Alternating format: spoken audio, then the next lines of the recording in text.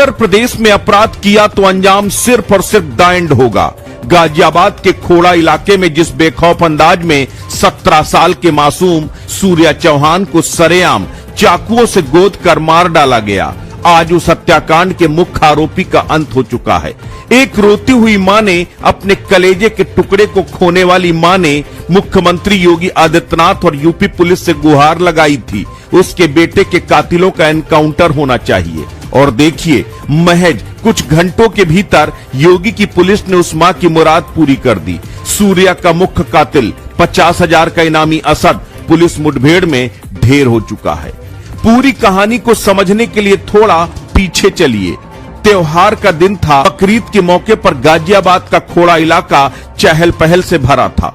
तभी अचानक 17 साल के सूर्या चौहान को कुछ दरिंदे घेर लेते हैं। मुख्य आरोपी असद पूछता है, कभी कुर्बानी देखी है? सूर्या जवाब देता है नहीं, तो कहता है अब लाइव कुर्बानी देखो।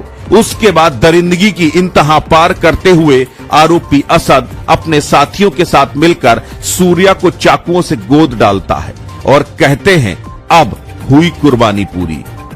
सोशल मीडिया पर एक सीसीटीवी वीडियो भी वायरल हुआ, जिसने भी उसे देखा उसकी रूह कांप गई। सरेआम बीच सड़क पर सूर्या पर चाकुओं से ताबड़तोड़ हमला किया।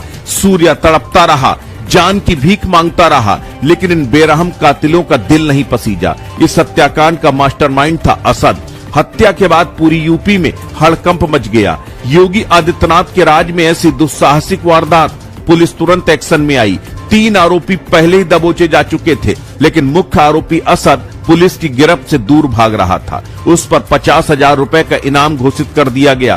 कहते हैं ना कि कानून के हाथ बहुत लंबे होते हैं, और जब सूबे के मुखिया योगी आदित्यनाथ हों तो अपराधियों के बचने का कोई रास्ता बचता ही नहीं। बीती देर रात गाजियाबाद का खोड़ा इलाका पुलिस को एक पुख्ता इनपुट मिलता है। 50,000 का इनामी असद अपने एक दोस्त से पैसे लेने के लिए खोड़ा आने वाला है।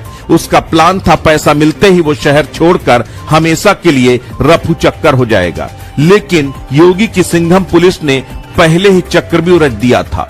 गाजियाबाद पुलिस ने पूरे इलाके की घेराबंदी कर दी। कुछ ही देर में एक मोटरसाइकिल पर 2 युवक आते दिखाई दिए।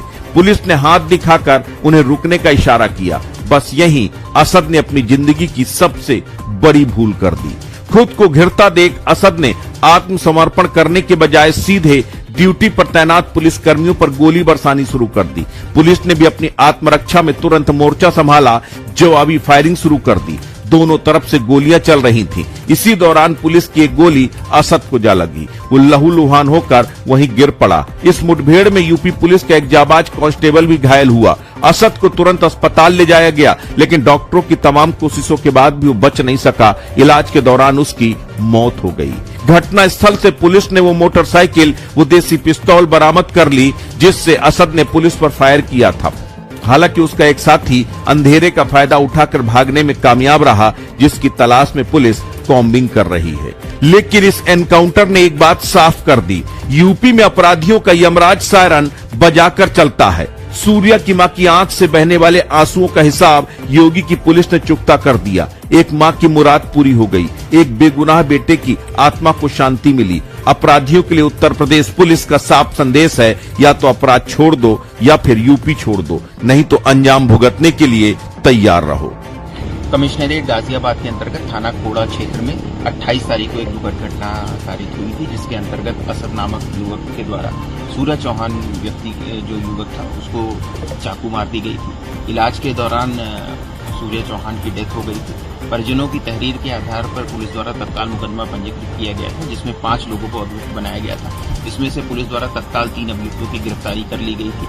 असद जो मुख्य आरोपी था वो फरार था और वो वांछित था। उसके ऊपर 50,000 रुपए के पुरस्कार की घोषणा भी की गई थी। पुलिस को आज ये सूचना प्राप्त हुई थी कि असद अपने कुछ साथियों से मिलने के लिए थाना खोड़ा क्षेत्र में आने वाला है और उनसे कुछ पैसे लेकर के फिर वो बाहर भागने की फिराक में था।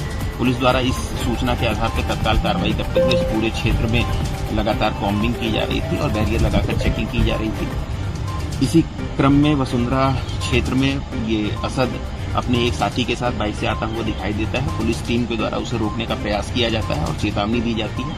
असद के द्वारा पुलिस टीम पर फायरिंग की जाती है और प्रत्युत्तर उत्तर में प्रतिरक्षा में पुलिस की टीम के द्वारा जवाबी फायरिंग होती है, जिसमें असद को गोली लगती है। पुलिस द्वारा तत्काल असद को इलाज के लिए नजदीकी हॉस्पिटल में भर्ती कराया जाता है। इस पूरे एक्सचेंज ऑफ फायर में हमारा जो एक कांस्टेबल है थाना कोड़ा क्षेत्र का, वो भी घायल होता है, उसको भी इलाज के लिए तत्काल हॉस्पिटल भेजा जाता है। इस पूरे घटनाक्रम में जो असद का दूसरा साथी था वो भागने में कामयाब रहता है।